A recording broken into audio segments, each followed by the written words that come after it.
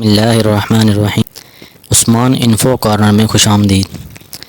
دار چینی کا استعمال جریان کے مریضوں کے لیے فائدہ مند ہے۔ دار چینی نزلہ و زکام اور متلی میں مددگار ثابت ہوتی ہے۔ دار چینی معدے کی خرابیوں کا ازالہ کرتی ہے۔ جن لوگوں کو بدہضمی اور ریح کی شکایت ہو وہ باقاعدگی سے دار چینی کا استعمال کریں۔ دل کی بیماریوں میں دار چینی کا استعمال فائدہ مند رہتا ہے۔ دار چینی ہمارے جسم میں کولیسٹرول کی سطح کو نارمل رکھنے میں مددگار ہے۔ دار چینی شریانوں میں خون جمنے سے روکے رکھتی ہے۔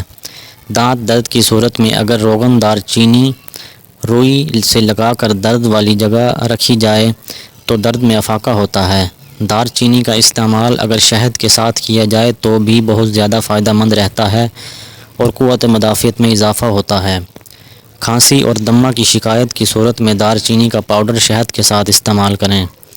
دار چینی کا پیچش اور اسہال میں استعمال مفید قرار پایا ہے۔ یہ ہماری آنتوں اور معدے پر بھاری نہیں گزرتی اور جلد ہضم ہو جاتی ہے۔ پیٹ پھولنے اور ریح میں اس کا استعمال فائدہ مند ہے۔ ایسے خواتین و حضرات جنہیں بھوک نہ لگتی ہو وہ دار چینی کا باقاعدہ استعمال شروع کر دیں۔ ایسے لوگ جنہیں دودھ ہضم نہ ہوتا ہو وہ 1 لیٹر دودھ میں 2 سے 3 گرام دار چینی ملا کر استعمال کریں، دودھ ہضم ہو جائے گا۔